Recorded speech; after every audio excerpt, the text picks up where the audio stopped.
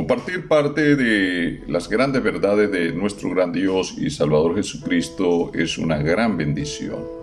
Estar en contacto con Dios significa acercarnos más para oír esa armoniosa y amorosa voz que produce vida y vida en abundancia. Hoy se abordará el tema ¿por qué suicidarte? Vamos a leer el capítulo 6 de Romanos, versículo 3, en el nombre de Jesucristo. ¿No sabéis que todos los que hemos sido bautizados en Cristo, hemos sido bautizados en su muerte?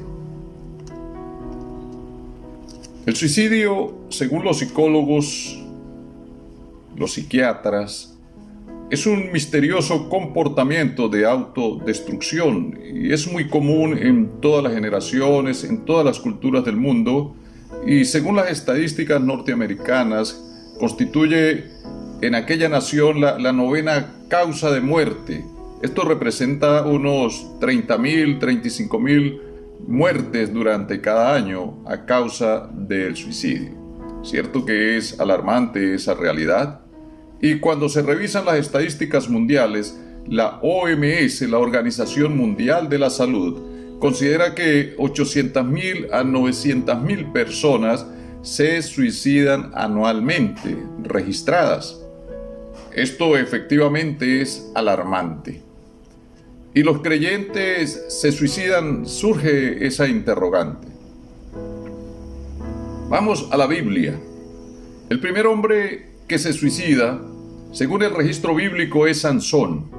Israel había vuelto a la maldad, dice Jueces capítulo 13, versículo 11, y el Señor los entregó en mano de los filisteos por 40 años. Sin embargo, Dios en su misericordia y en su gracia levantó de la tribu de Dan y de una mujer estéril allí, y juntamente con un hombre llamado Manoa, y nace un hombre a quien le colocan el nombre Sansón, muy conocido.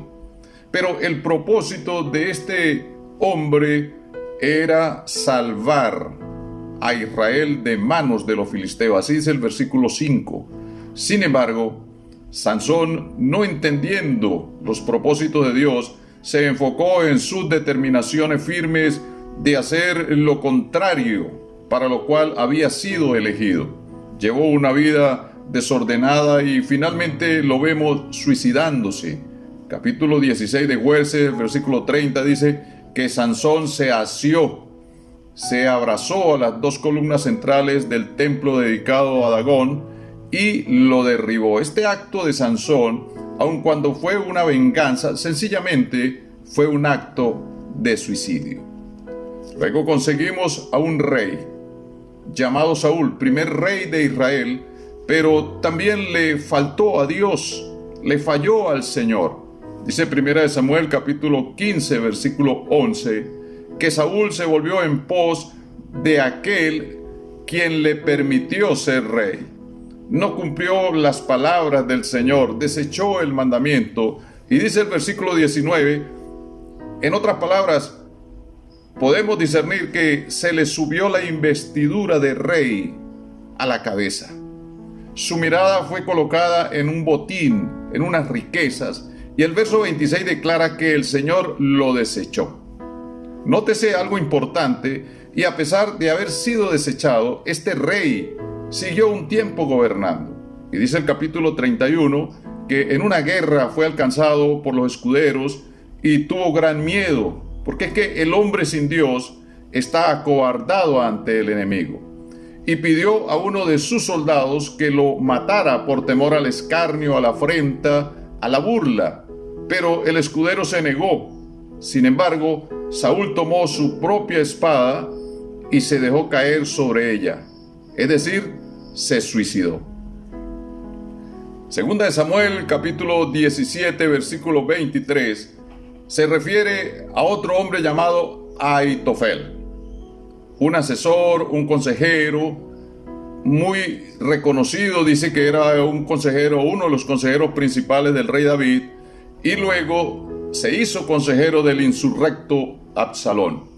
Este varón era de gran prestigio entre el pueblo de Israel, pero al ver que su plan estratégico para derrocar a David no se tomó en cuenta, Dice la Biblia que se fue a su pueblo natal y allí, acusado por su conciencia, sintió temor de ir al rey David y decidió ahorcarse. Un hombre que fue heraldo para muchos, ahora lo vemos suicidándose por haber tomado una errada elección al apartarse del rey. Primera de Reyes, capítulo 16, versículo 18, también habla del rey de Israel llamado Zimri, quien llegó al poder a causa de una conspiración, un golpe de monarquía. Y estando embriagado, dice la Biblia que mató al rey Ela, quien tenía 2 años gobernando. Pero este Zimri reinó tan solo 7 días en Tirsa, porque el general del ejército de Israel sitió la ciudad y Zimri, al ver que estaba rodeado, prendió fuego a la casa real y consigo mismo él se suicidó. Ahí observamos otro acto de suicidio.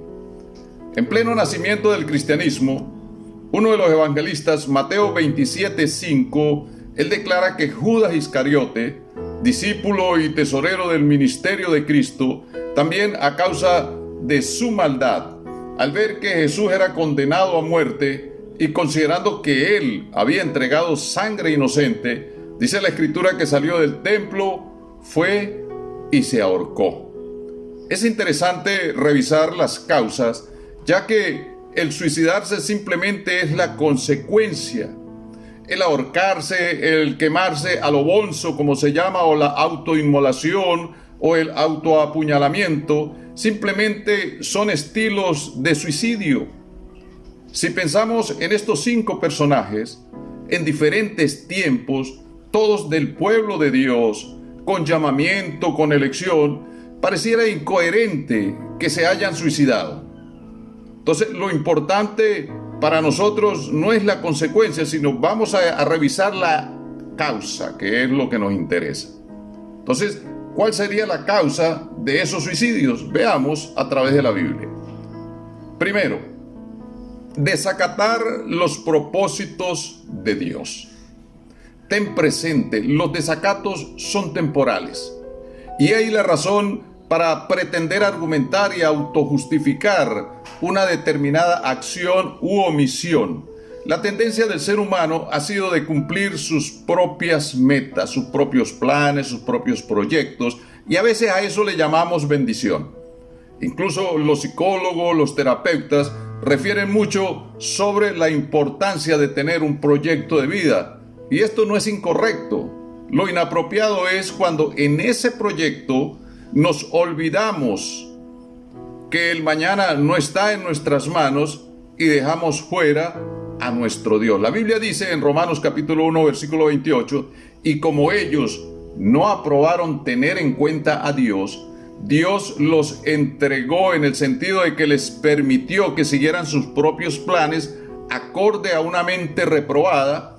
¿Para qué? Para hacer cosas que no convienen. ¿Y cuáles son ellos? El verso 21 dice que son aquellos que habiendo conocido a Dios, no fueron agradecidos ni le dieron gloria, sino que en su razonamiento, es decir, en sus argumentos filosóficos e ideológicos, cayeron en oscuridad, en opacidad de pensamiento, y profesando ser sabios, se hicieron necios, es decir, negaron a Dios, probablemente no con frases negativas, sino con actos contrarios al Señor. Eso le ocurrió a Sansón.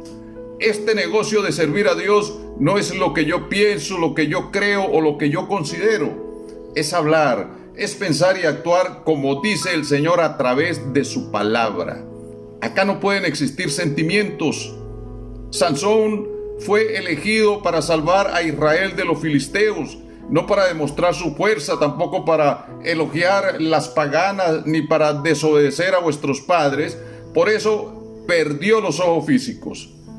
Y ahí nos enseña Dios de una manera muy especial que primero se pierde la visión espiritual.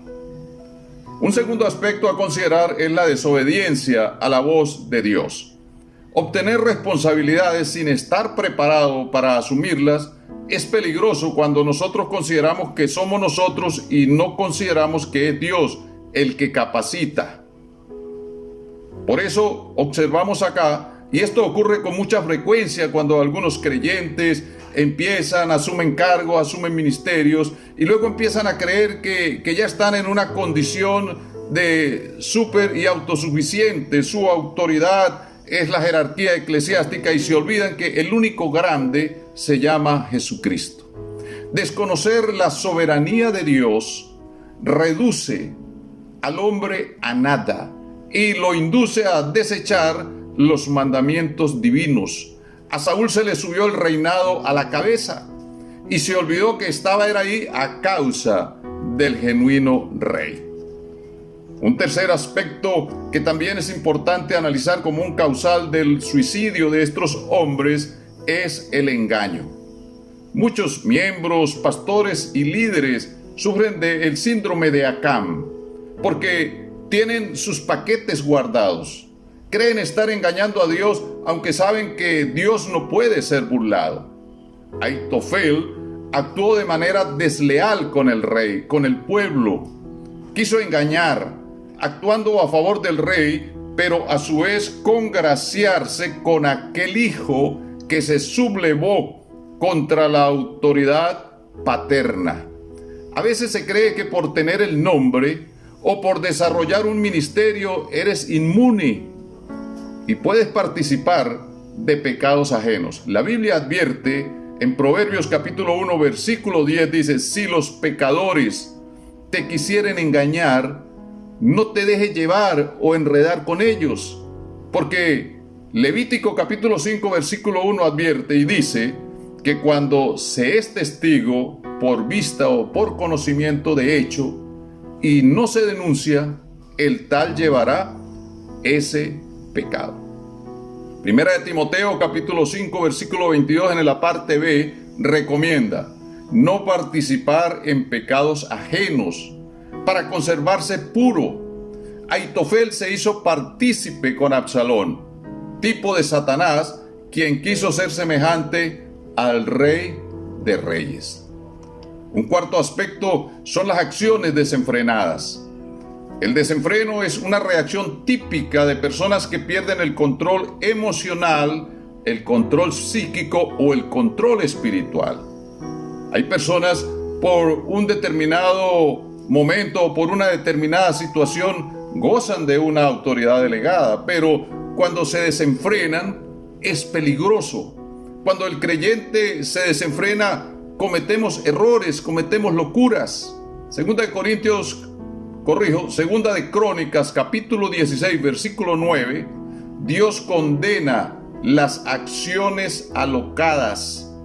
Confórmate con lo que Dios te ha dado y donde te ha colocado. Zimri se embriagó y entró a un estado desenfrenado. Tomó una decisión errada. Él tenía un lugar dentro del contexto real.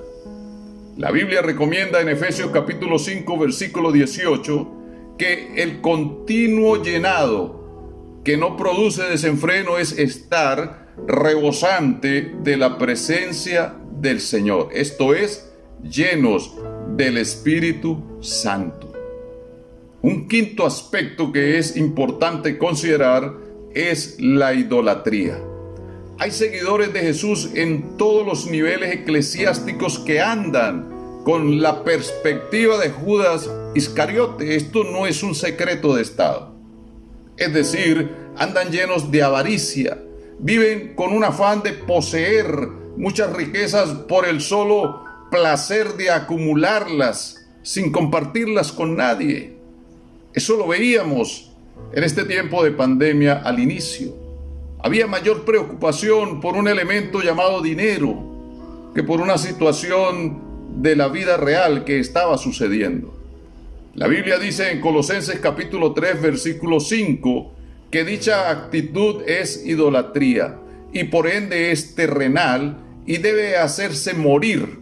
Judas, siendo allí un seguidor, un discípulo de Jesús, él se vio tentado y cedió ante la misma. Juan 12:6 dice que Judas sustraía lo que recibían de las ofrendas y esa actitud, aunque era el tesorero, y era el discípulo del Señor, lo descalificó. Y finalmente fue inducido a entregar al Señor por satisfacer su sed idolátrica y de avaricia. No importa que tengas cargo de tesorero o que seas un tesorero a nivel ministerial, a nivel nacional, simplemente debes tener cuidado con la idolatría de Judas. Hay un llamado. Cuídate de estas causas que llegan al creyente con mucha sutileza. Y planteo, debemos cuidarnos, debemos presentarnos a Dios aprobados como siervo que no tiene de qué avergonzarse, no importa lo que pueda pensar el hombre de ti, aquí lo que importa es lo que Dios piensa de tu accionar. Haz morir al viejo hombre y no actúes bajo estas actitudes para que no vayas al suicidio espiritual. No vivas creyendo que es el diablo quien te va a aniquilar. Satanás solo coloca las ofertas, las oportunidades, las trampas. Si te apresuras a errar, vas rumbo al suicidio espiritual. Tú mismo, a causa de tus acciones, puedes llegar a la muerte espiritual. Ten cuidado, existe la muerte segunda. El Señor nos está advirtiendo. No pierdas entonces el contacto con la verdad. Tu conexión con Cristo evitará que caigas en el suicidio espiritual. Hasta una próxima edición, Dios mediante, su hermano y amigo en Cristo, Pastor Arnoldo Rincón. Muchas bendiciones.